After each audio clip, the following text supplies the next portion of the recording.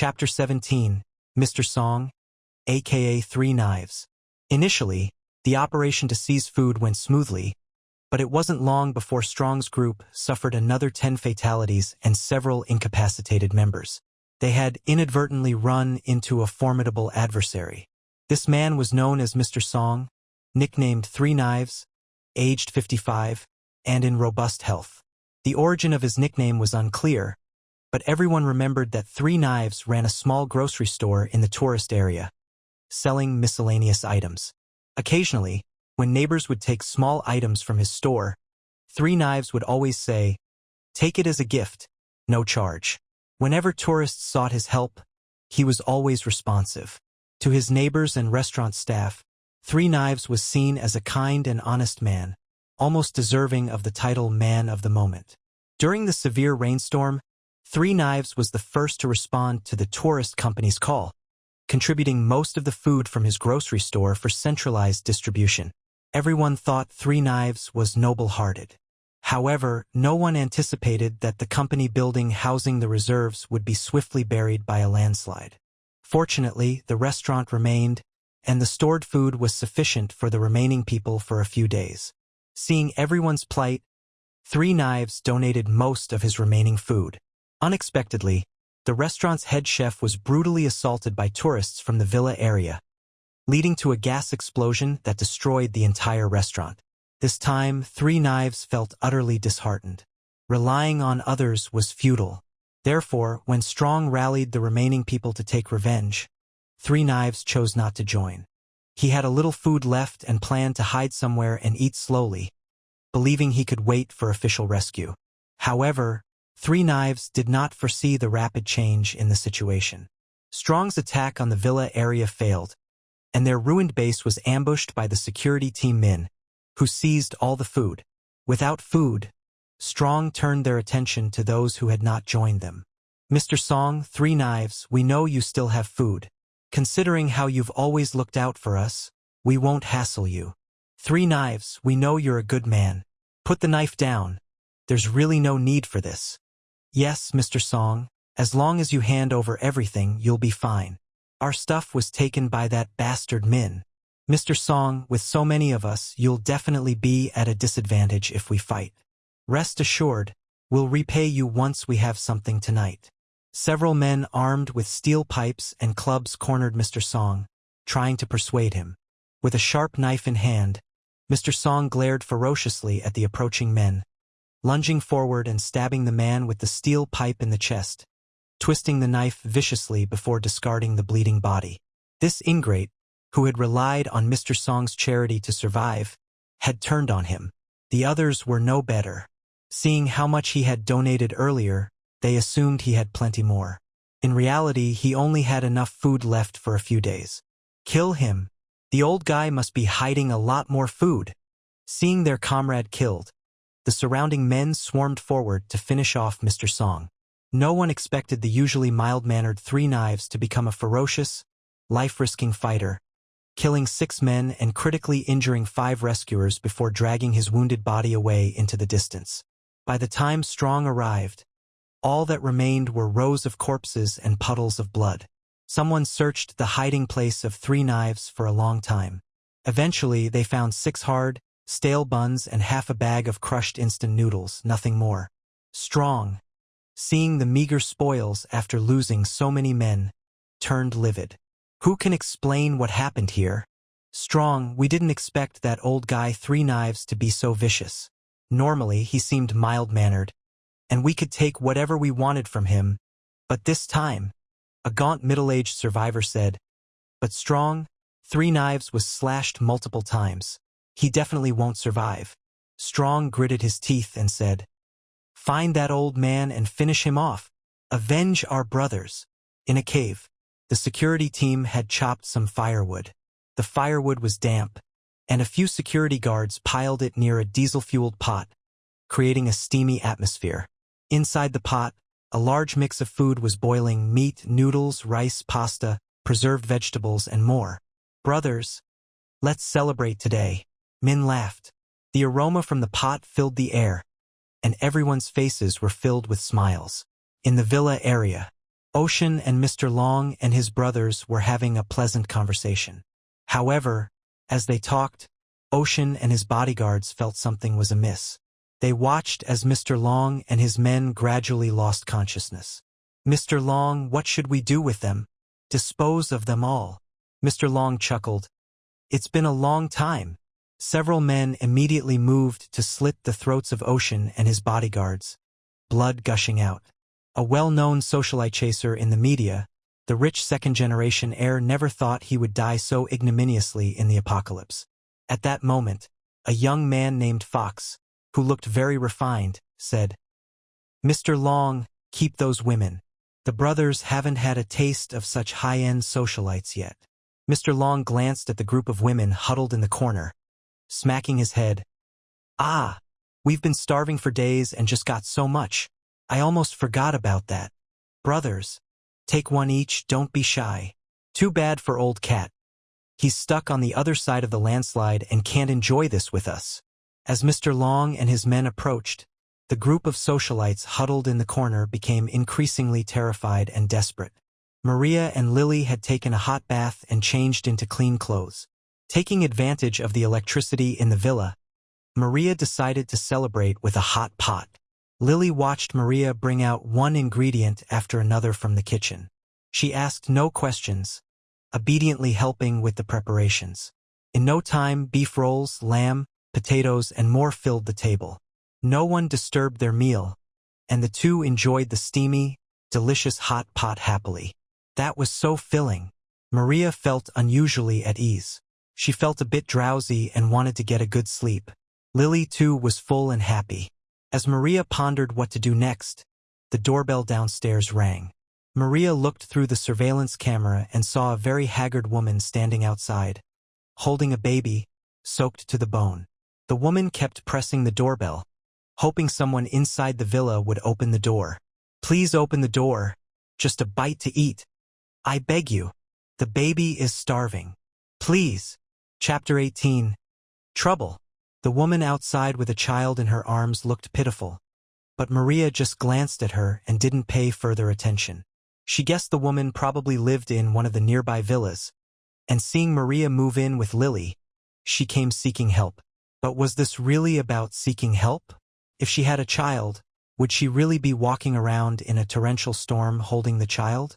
Even for adults, walking in such heavy rain would be painful on the face and could easily lead to a cold or fever. For a child, a cold or fever could be fatal if not treated promptly. Thus, Maria's first instinct was to distrust the woman outside asking for help. Considering the possibility of the door being broken, Maria thought about going downstairs to prepare. Whoever tried to break her door again would be met with deadly force without hesitation. "Sister, there are two more people hiding outside, holding something," Lily said, her body trembling slightly. "Two more people hiding?" Maria checked the surveillance again. Only the woman with the child was visible within the camera's range. No second person. Looking out the upstairs window, she saw no one else hiding. "They must be hiding in the blind spot of the door camera," Lily added. "Is that so?" Maria couldn't help but tremble. She had to find a way to eliminate them. Otherwise, if the door was breached again, they would have nowhere to live. She walked straight downstairs. Lily was momentarily stunned. Why was Maria heading downstairs? At the door, Maria fastened a dozen chains on the door before carefully unlocking it. The woman outside with the child's face lit up with joy. An hour ago, she had clearly seen Maria enter the villa with Lily. Not a single man in sight. Only two girls inside, easily manipulated. Perhaps there would even be some food in the luggage. She was starving. That's why she persisted in ringing the doorbell despite the heavy rain. Bang! Almost as soon as the door unlocked, a middle-aged man slammed into the door. This caused the chains Maria added to be jolted loose. But the door held firm, not being fully breached. The man tried to ram the door again. He saw the trembling, seemingly terrified, beautiful girl through the slight opening. But was she really just scared? Could someone who's scared shoot an arrow through his head so accurately? Blood streamed down his forehead. A sharp pain and darkness overwhelmed him, and he fell dead. The man hiding in the other blind spot thought something had gone wrong and rushed out to help the falling man. His luck ran out as his head was right in Maria's arrow's path. Maria was startled. The second arrow pierced through his temple. He fell too. There really was another person. The apocalypse had just begun, and these people, desperate for food, wanted to rob and harm others. These two lacked combat experience, especially once their teammate fell. The other didn't know what to do, leading to such a fatal mistake. Outside, seeing the two men fall, the woman dropped the child she was holding and rushed over, wailing, "Ah! Husband, what happened to you? Husband, wake up!" Sob, sob, she cried loudly, heartbroken. "Bitch, you killed my husband. I want you to pay with your life." The woman cried for a few seconds, then viciously lunged at Maria, trying to kill her. Maria, terrified, raised her crossbow and shot the aggressive woman. After being hit, the woman seemed to realize the horror of death. She feebly reached out, then collapsed. Complete family set. Lily came to Maria's side and said, "There are no living people outside." Even though she had seen this happen a few times, Lily still couldn't understand how Maria seemed so scared yet efficiently dealt with the bad guys. But safety was what mattered. After a few seconds, Maria calmed down. There was no more malice outside. They were all dead. She went back to the villa entrance, retrieved the arrows, cleaned them, ready for next time. After doing this, she planned to push the three corpses into the rain. "Maria, let me help," Lily offered. "Okay." Maria nodded. The three corpses were a bit heavy. Together, she and Lily pushed the bodies into the rain, letting the rushing water carry them away. Since the rain was only 20 centimeters deep, it took longer than previous times. It took over 10 minutes to get the bodies into the mudslide area.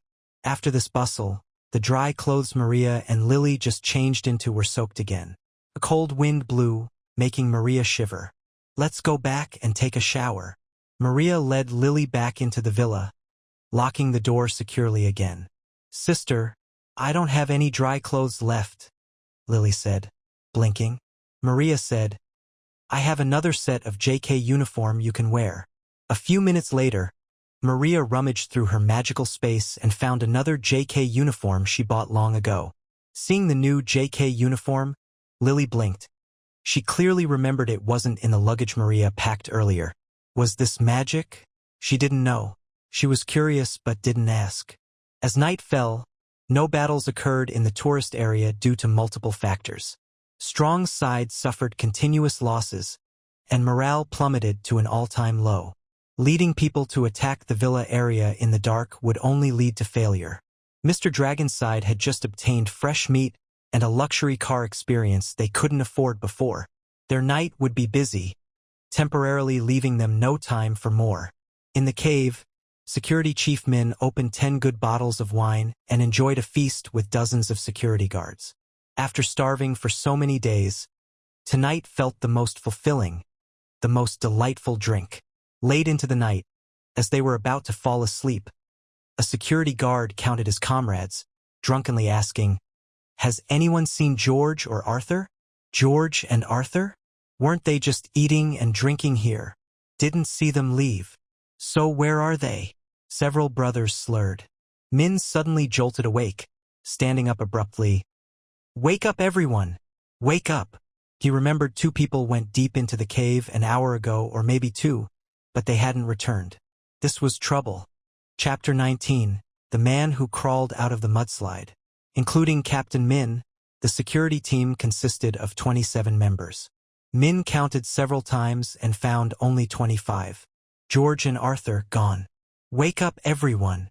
Under his urging, the security guards quickly regained consciousness. "Has the strong group attacked?" A security guard with a stun baton looked around nervously. "The strong group hasn't attacked, but George and Arthur are missing. They went deep into the cave and haven't returned. I suspect there's something wrong inside.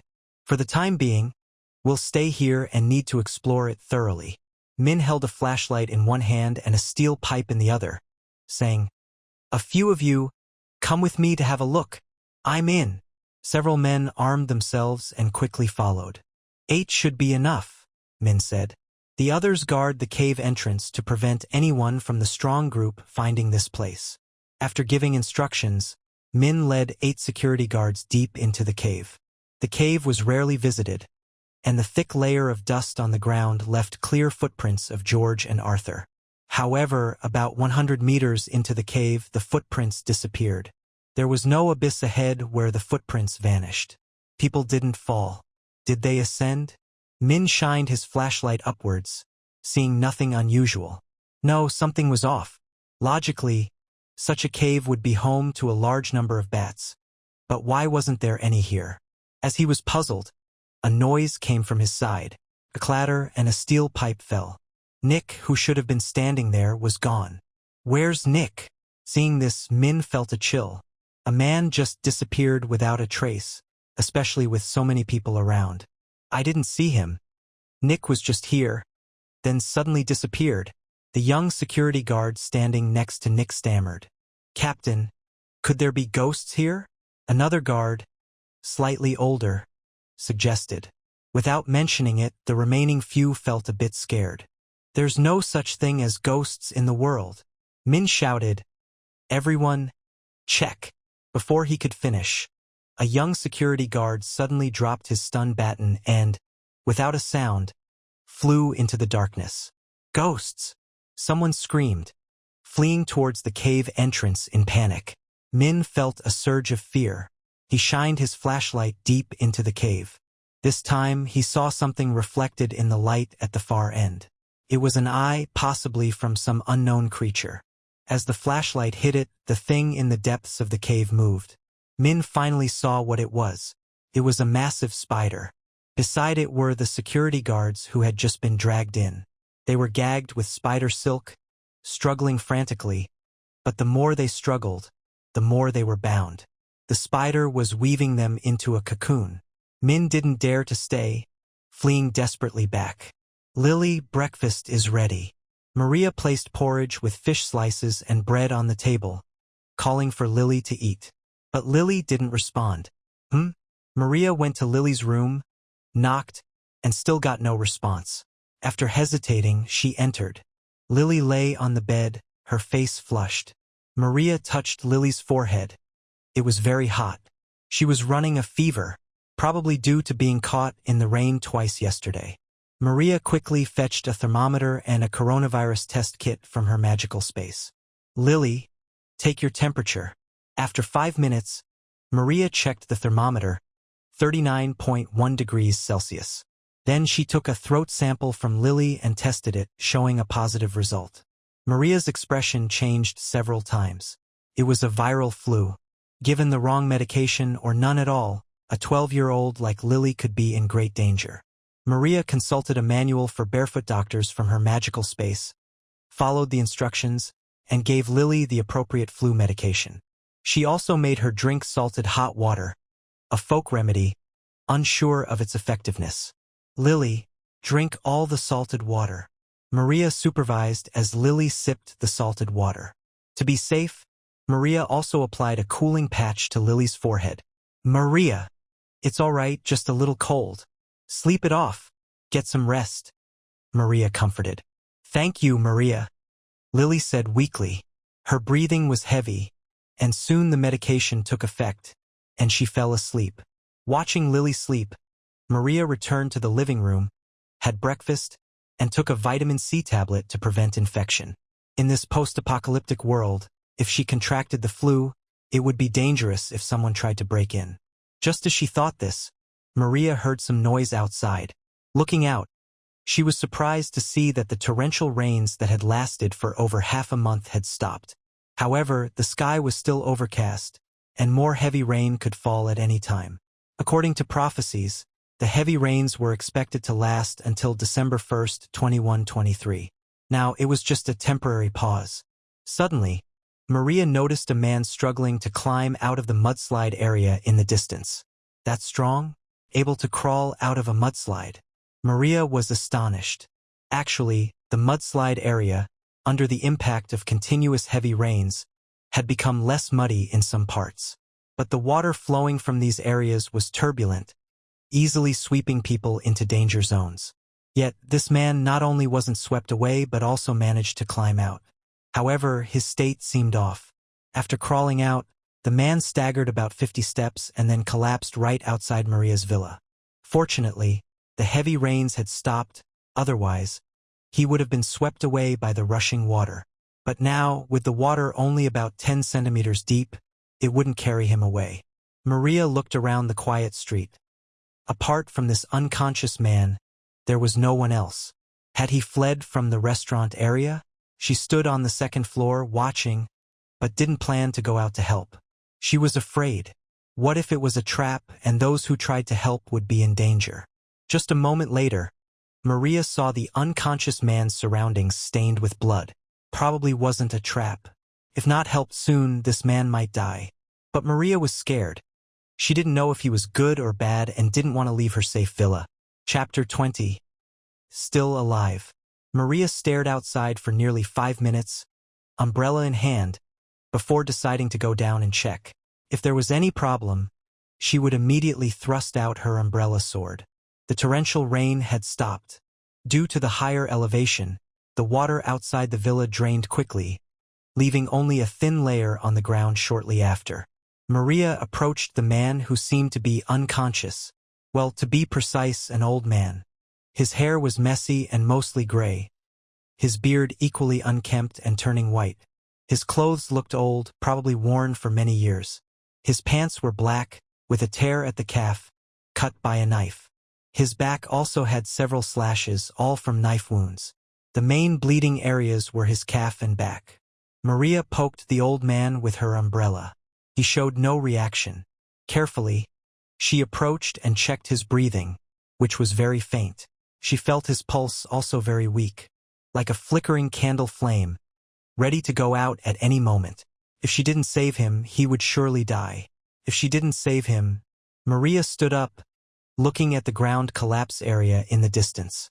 Pushing him there would ensure a quick death. But this old man had just crawled out from there. Pushing him back in didn't seem right. After some thought, Maria decided to try and save him. She attempted to drag the old man. But even though he wasn't dead, he was heavier than a corpse, and it was extremely difficult for her to move him with just her arms. What to do? Maria glanced at the overcast sky. The torrential rain had just paused, and it would surely resume soon.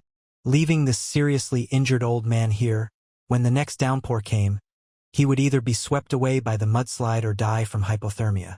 Maybe I can try magic, Maria thought, and decided to give it a try. The magic she knew was limited, only including starlight burst and small spells like fireball, waterball, and magic space. Since he wasn't a real corpse, putting him into magic space was not an option. If he went in alive and came out dead, that would be bad. Maria prepared to use waterball. Waterball! In the next second, fist-sized water balls materialized out of thin air, absorbing water from the ground, growing slightly larger, and evenly distributing themselves to support the old man's body, lifting it slowly. It worked. Maria didn't pause, quickly leading the old man to a nearby vacant villa and finding a room on the first floor. Disperse! The water balls holding the old man dispersed. The old man's body fell onto the bed. It seemed that the disappearance of the water balls also dried his clothes and stopped the bleeding. Maria blinked in amazement. Magic was truly incredible. This was good, saving her from having to apply medicine. Having rescued the old man here was already a great effort on her part. The rest depends on whether you can survive. Maria rummaged through her magic space, finding a strip of antibiotics, some antiseptics, and Yunnan Bai Yao, placing them on the table. I'll give you some food too. She found some biscuits, instant noodles, and several bottles of water, placing them on the table as well. Having done this, Maria quickly left the villa, closing the door behind her. She wasn't a doctor, and all she could do was this. In various apocalyptic novels, the protagonist usually wouldn't save someone in such a situation. One small mistake could even bring danger to herself from this rescue. However, seeing the old man crawl out of the mudslide with such severe injuries, Maria decided to help. If the old man had been conscious and able to speak, Maria would likely have abandoned the rescue. But what Maria didn't know was that as she turned to leave, the old man on the bed struggled to open his eyes, catching a blurry glimpse of Maria. "I am still alive." Mr. Song silently mouthed the words before slipping back into unconsciousness.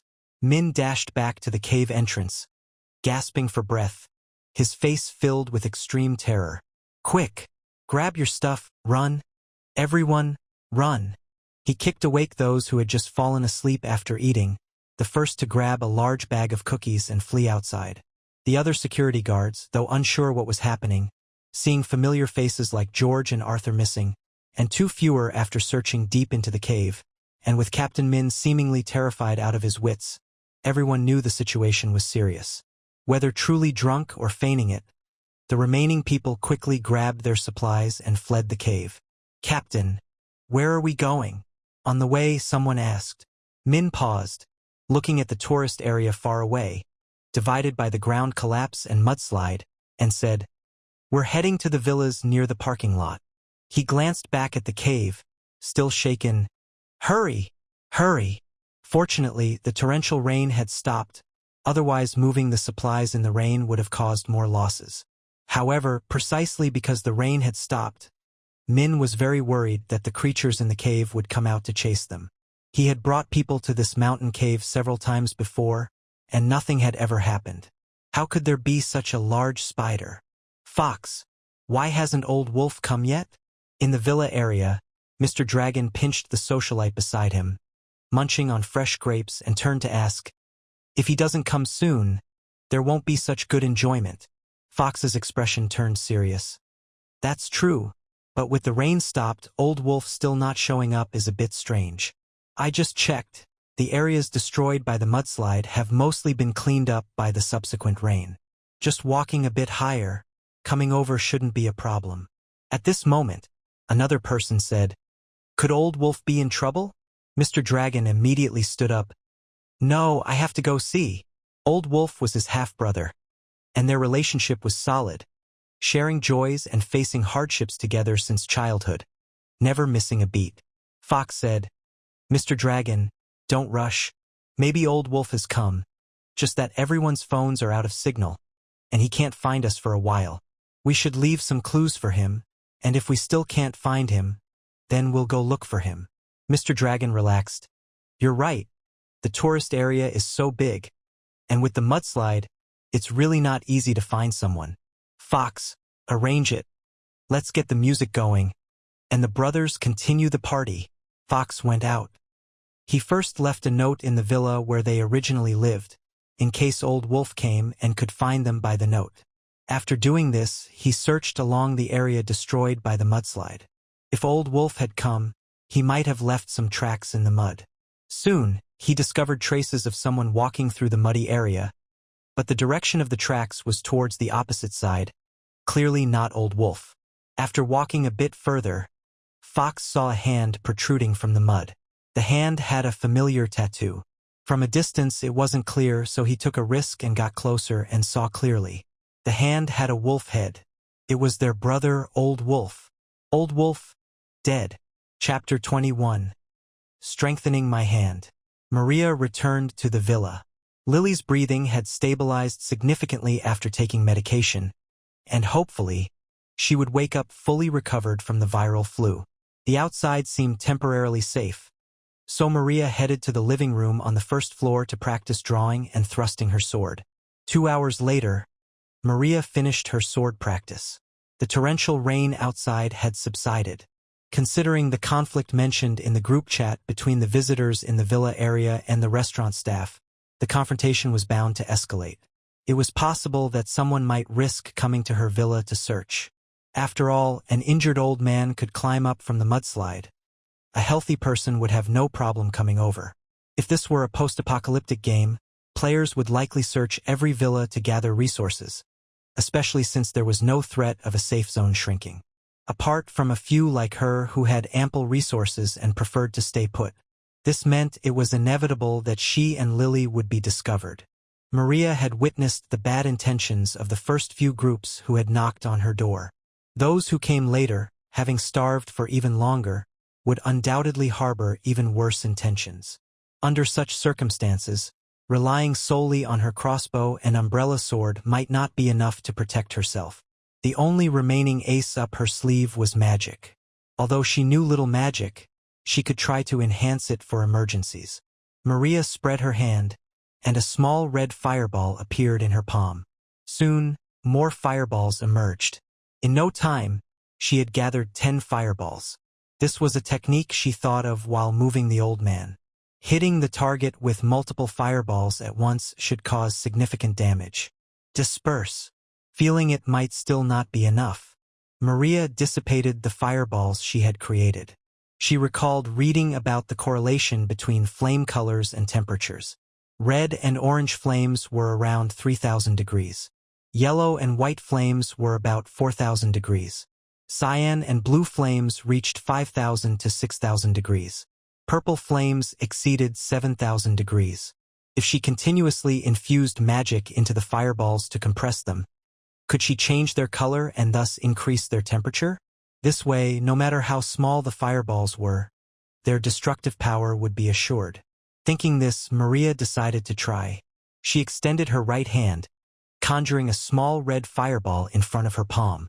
As she continued to infuse and compress magic, the fireball gradually turned yellow, then white, cyan, and finally a light blue.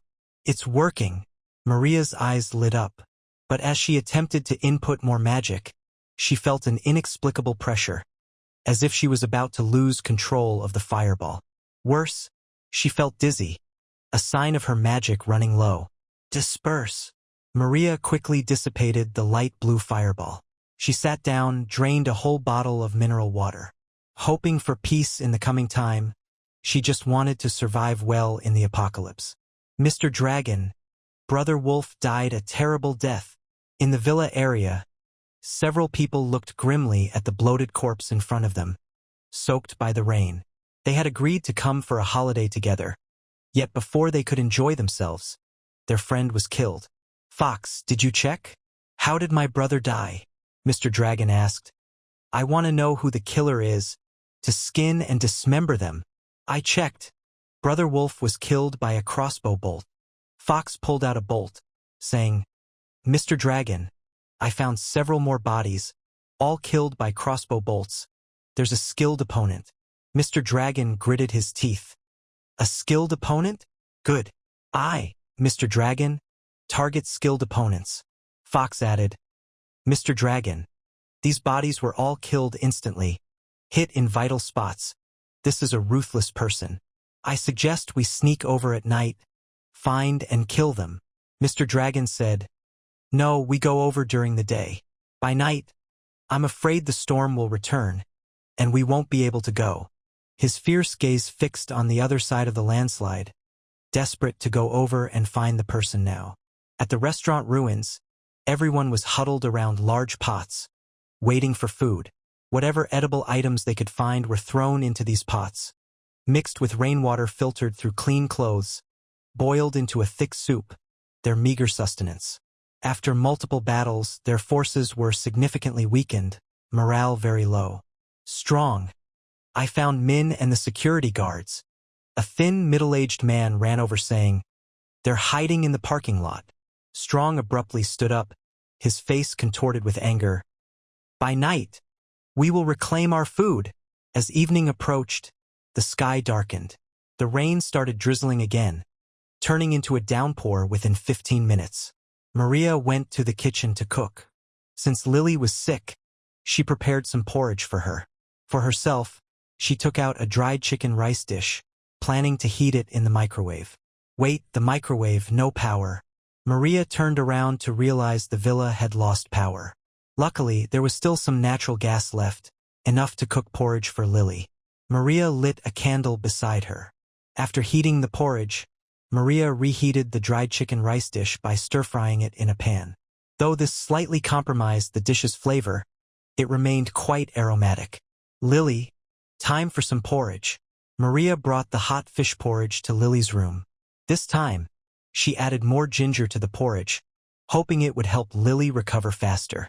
In another villa, Mr. Song, having narrowly escaped death, suddenly opened his eyes.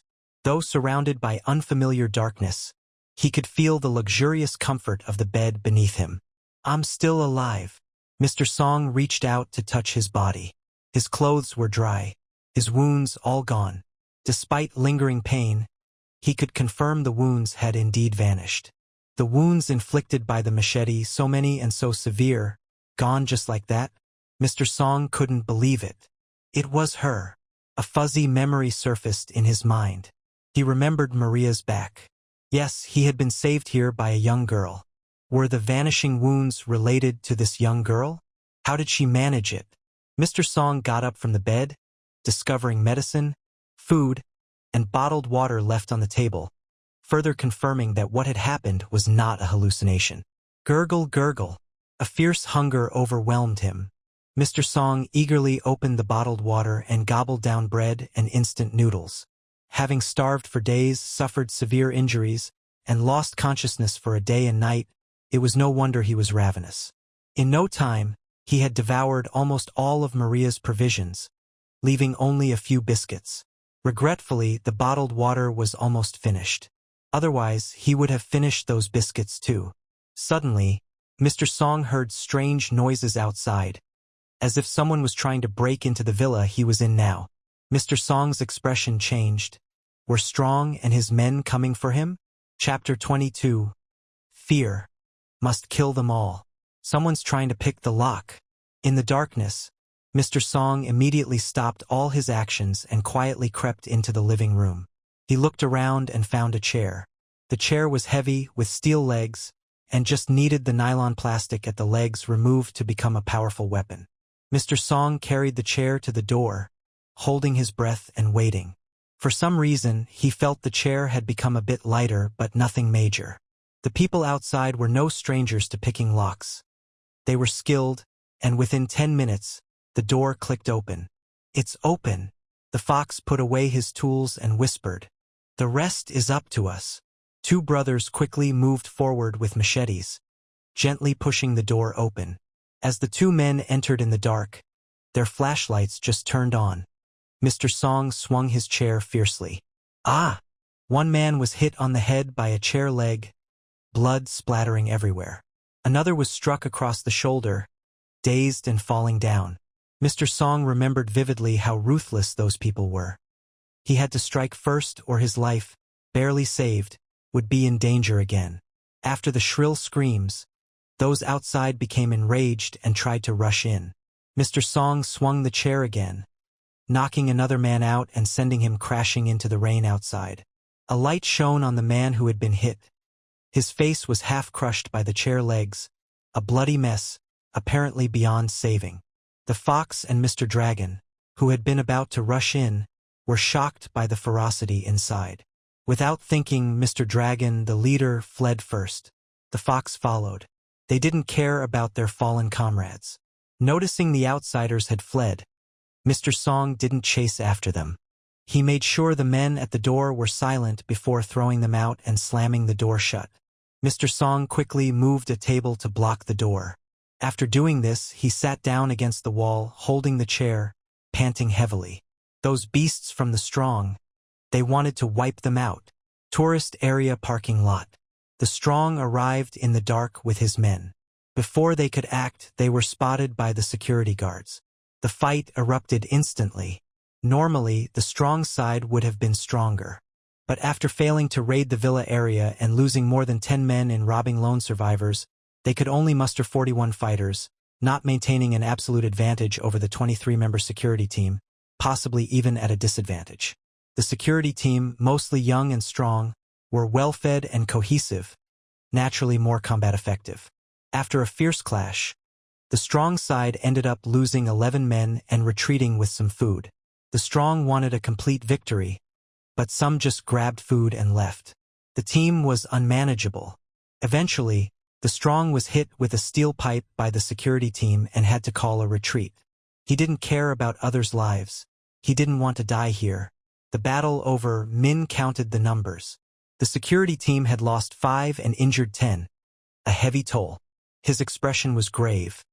They wouldn't have suffered so much if they had stayed in the cave. But who could have predicted the terrifying man-eating spiders there? Villa area. Escaping the combat zone, Mr. Dragon and the fox leaned against the wall, still shocked. They had nearly lost their lives. Out of the 5 who attacked, only Mr. Dragon and the fox remained. Mr. Dragon gritted his teeth. "This guy must have killed my brother. We'll kill him after daybreak," the fox beside him advised. "Mr. Dragon, let's gather more information before acting." Mr. Dragon nodded, realizing they hadn't even seen the attacker's face. Suddenly, the fox sniffed the air and brightened up. "Mr. Dragon, there's someone in the villa, a young girl," Mr. Dragon replied. "Your fox nose is sharper than a dog's. Even in this heavy rain, you can smell it," the fox explained. "It depends on luck. If the downpour hadn't stopped, I wouldn't have caught the scent. The girl inside has eaten rice porridge." "They have food," Mr. Dragon urged. "Then hurry up and unlock the door." The fox quickly pulled out his tools. "Right?" Mr. Dragon licked his lips, saying, "Once we're full and rested, we'll avenge our brothers tomorrow." He thought of the few socialite cars they had left. Although they were fun, they were old and unsatisfying. In the dark, Maria opened her eyes. She heard the sound of someone picking the lock downstairs. The door couldn't be damaged again. Maria was terrified. She quickly grabbed her crossbow and went downstairs. The lock pickers were focused, but they didn't expect Maria to open the door so quickly. "The door's open," the fox happily announced. But he soon felt something was wrong. He was confident in his lock-picking skills, but the door should have taken longer to open. It was opened from inside. Normally, someone would check the door if they noticed lock-picking, right? No, who would be so foolish? Regardless, the fox pushed the door open immediately. He trusted his nose. He smelled 2 young girls inside. Definitely 2 young girls. The door was stuck. It was the door chain, just as he prepared to act further. In the next second, the fox couldn't make a sound. In the darkness, he saw a pair of black eyes staring at him. The fox opened his hands, trying to touch his throat, but he was completely powerless. His heartbeat accelerated, fear magnified. It was a crossbow bolt. The old wolf was killed by this girl. The fox wanted to speak, but he couldn't anymore. "Fox!" Mr. Dragon caught the fox, feeling something wet, maybe rain or blood.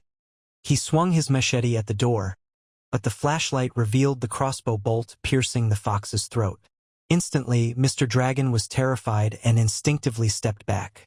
Maria's second bolt struck his left shoulder. "Ah!"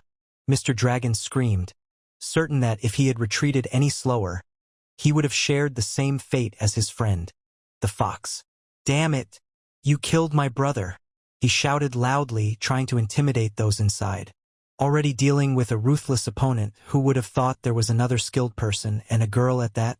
Why were there so many tough people here? Maria was very scared. She silently removed the door chain, opened the door, and held her crossbow, taking an angle. She could sense the man who was hit by the bolt hiding outside the door. She couldn't let this person escape.